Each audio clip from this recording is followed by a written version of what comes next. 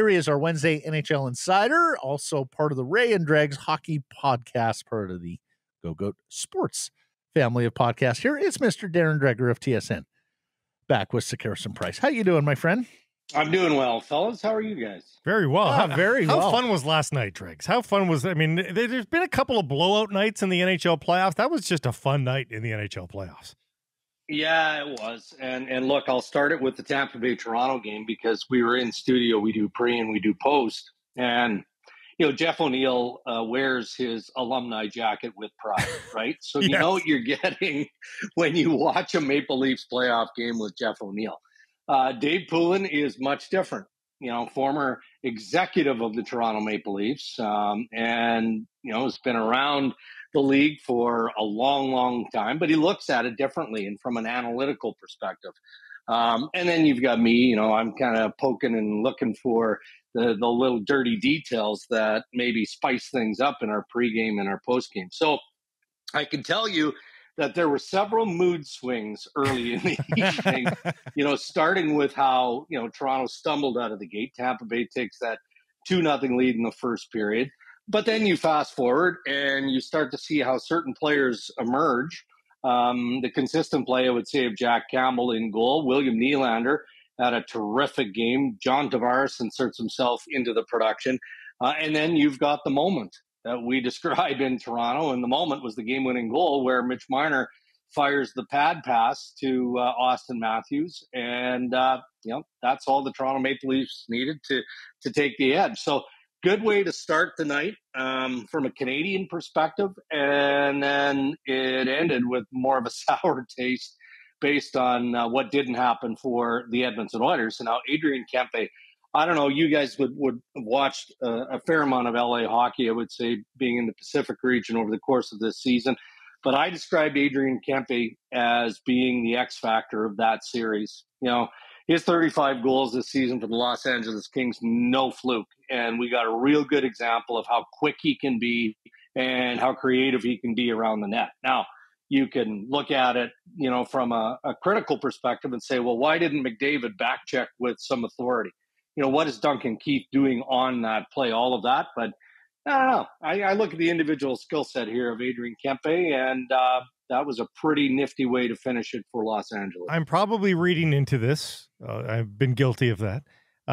But the manner in which McDavid left the ice. Now, he's going to be pissed off he lost the game. I read more into that of, not again. We're not freaking going, you know, missing the second round of the playoffs again. I feel like there's a lot riding on game number 6 for the McDavid era in Edmonton. Is that overstating it? I mean, how ticked off is he going to be if he doesn't get to the second round this year? Yeah, I mean, super ticked off. But, you know, there'll be a fair amount of self-reflection as well. You know, it's hard to imagine that McDavid and Leon Draisaitl could have done much more than what they did in that game, in getting the Oilers back into that game. I mean, their first period, you know, you guys follow all the same media people out of Edmonton that I follow. And evidently, that first period is the worst hockey period played ever in the history of the National Hockey League. I mean, that was what I gleaned from our colleagues. But I was in transit. So I didn't get to watch it, but again, I trust the eye of these ink-stained wretches, and you know that. But Edmonton bounced back, and it took a Zach Kassian goal to kind of ignite them. In a way, they went. And then the leaders took over. You know, I don't think Mike Smith was as good as he needed to be. So I think when you look at the body language of McDavid, and then you listen to his post-game remarks where he says, "Look, you've got, you know, you score 4 goals, you'd better win that hockey game." That he's not wrong. He's not wrong. But I don't think that he's removing himself from the blame game there, right? Like defensively, you know, McDavid, Draisaitl, everyone with the Edmonton Oilers since Jay Woodcroft took over, and they changed some structure and some systems and stole a bunch from Todd McLellan, by the way, which would make sense given the history between Woodcroft and McLellan. They've played pretty tight hockey. They've been really, really good. So I think that that's more the body language play.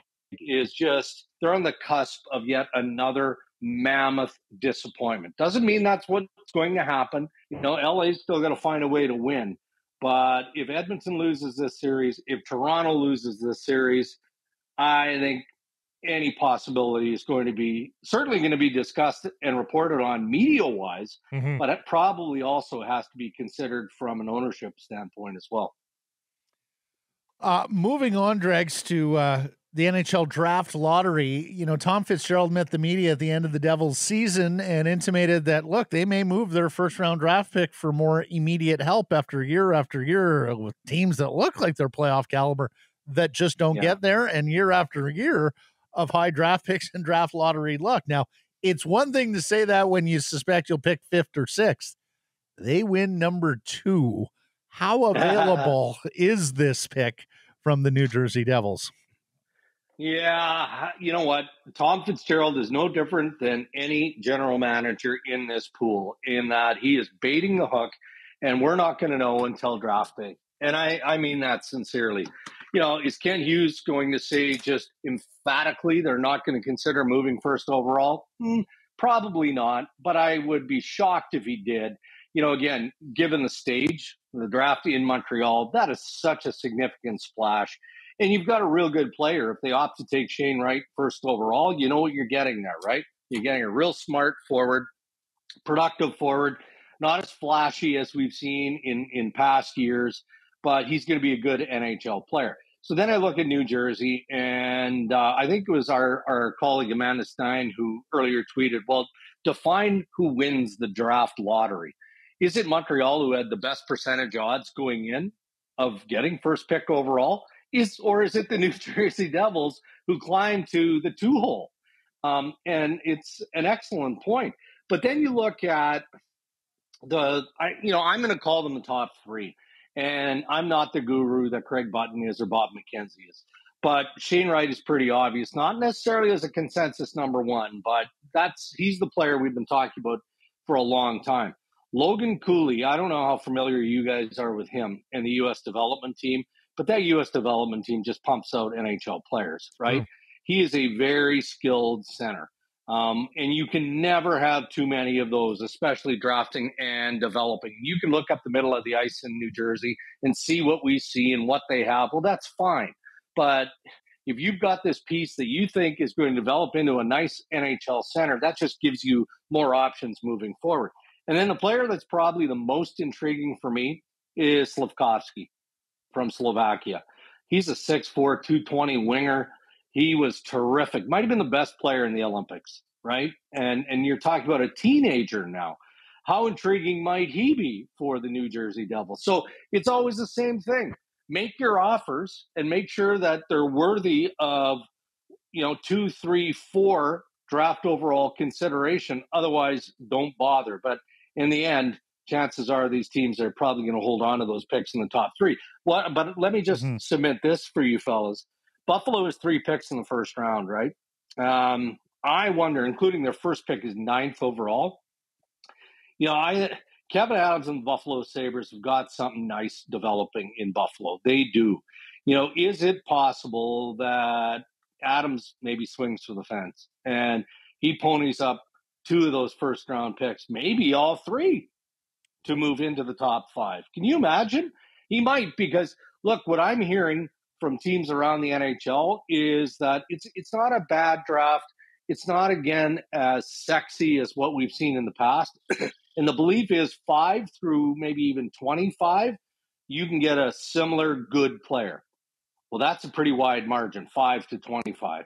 So if you're picking 9th and you have 2 picks after that, 3 in the first round, maybe you want to package them and try and get into that top 4, top 3, top 2 maybe. So Buffalo might be a team to watch. Wow, that would be interesting. Yeah, you don't see the draft day moving up the board and moving down the board as much in the NHL draft as you see in the NFL draft. It's a lot of fun to watch it and calculate it as you sit there as a viewer watching the football draft. Okay, let's move on to the benches. Were you surprised with the move on Barry Trotz on the island? Is Barry Trotz such a good coach that Rutherford and Alvin have to take some time and go, we know he said we'd bring Boudreau back, but now Barry Trotz is available. That's a game changer.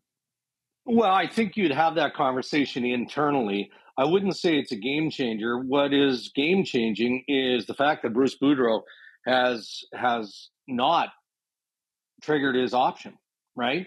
And I can only think how I would feel if I were sitting in more ownership than management, because, ownership has been there forever. Jim Rutherford was somebody that Francesco Aquilini would lean on from time to time. But Francesco Aquilini and ownership went out and acquired Bruce Boudreau. Now, Jimmy would have known and probably would have offered an opinion on that, but he wasn't employed by the Vancouver Canucks. And not only did they give Bruce Boudreau the opportunity, and Bruce has spoken openly about this, right, about how he was willing to coach just about anywhere because he's a hockey guy. He's a coach. He wants to be on a bench. So he was pretty desperate to get back in. He gets back in, but not only does he get back in, it's not a contract to the end of the year. It's a contract with another year that also gives Bruce Boudreau, of course, the option to opt in no later than June 1st. But when you stretch that out and you take your time, what are you doing by doing that? You're waiting for the phone to ring, and the phone cannot ring. Nobody can call Gil Scott or Bruce Boudreau to say, hey, we're interested in hiring you. No, they've got to go through the Vancouver Canucks. He's still under contract. So there is a bit of a slippery element to this too, right?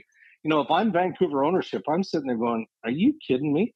We gave you the opportunity here. Yeah, you did well. You did great. The team responded, but there's some things that we as a hockey department still have to work on. So you're either in or you're out, regardless of what the calendar date says. So to take it back to Trotz, I don't know that Barry Trotz would be a good fit for Patrick Gallvin, Jim Rutherford, the Aquilinis. I really don't. I don't.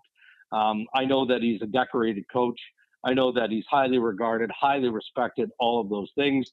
Is the fit in Vancouver the right one for him? Don't know that either. I mean, he's probably at a point in his career where, he's gonna pick a place where he feels that he can win and win almost immediately. And as I tweeted last week, there's a part of Barry that is intrigued by maybe exploring a management role. And I think the reason he would do that is to stay active in hockey, but maybe not have to be in it 24/7 the way you have to be an NHL coach.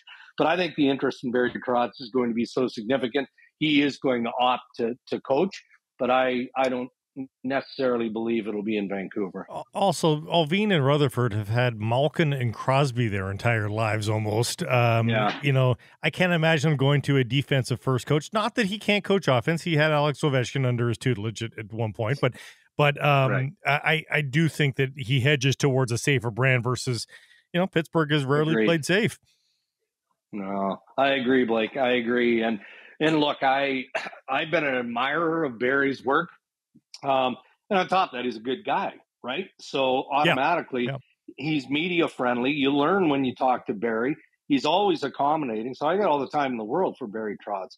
But then I look at individual players. How did Matt Barzal respond to Barry Trotz? Not great, right? I mean, you look individually at the offensive-minded players that maybe didn't do well with the structure that he insists on and certain things like that. But then I go back to, okay, well, that's always been sort of Lou Lamoriello's style. So why would Lou Lamoriello dust off Barry Trotz with 1 year remaining on his contract? The whole thing to me wasn't shocking. It wasn't shocking because there were those rumblings, but I would admit that it was very surprising. I mean, everybody's looking at Winnipeg, right? In terms of the best fit for Barry Trotz. I'm not sure it's the best fit. I mean, I understand the family ties. His dad still lives in Dauphin.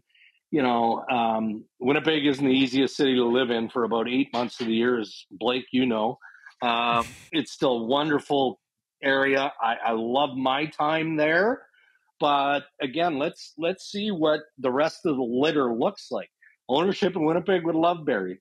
Management in Winnipeg would love Barry. Is Barry in love with the changes that are seemingly now inevitable in Winnipeg? So Barry Trotz is going to be a huge story in the National Hockey League. No question about that.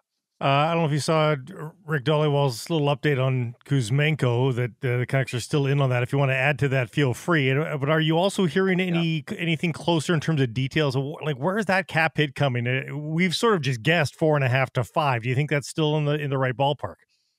I honestly don't know, so I wouldn't be comfortable guessing on what that number is going to look like. I mean, it's still going to be an entry-level contract that has to be observed, I believe, right? Isn't there a year, or does he come across as a clean free agent?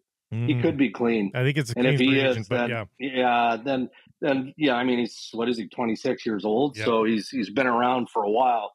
I mean, I saw Rick's tweet, and I think he's bang on. I mean, I don't think anybody is surprised that Vancouver is, one of the top contenders. And I think that Kuzmenko and Dan Milstein did a pretty good job over the course of the year of vetting and making sure that, they went through organizationally what his fit might look like.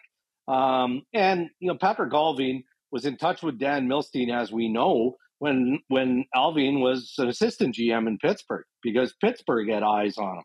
And as soon as Patrick Allvin got the job in Vancouver, Kuzmenko and staying in touch with Dan Milstein was one of his top priorities. So there's no reason not to think that, Vancouver is the top contender. But what that money is going to look like, I'm not sure at this point. Wonderful stuff, Dregs. Thank you for this. Off-season hot seats, hot stove starting on coaches, and soon on player signings, and, of course, the draft as well. Can't wait to keep it on every Wednesday with you. Thanks for this, my friend.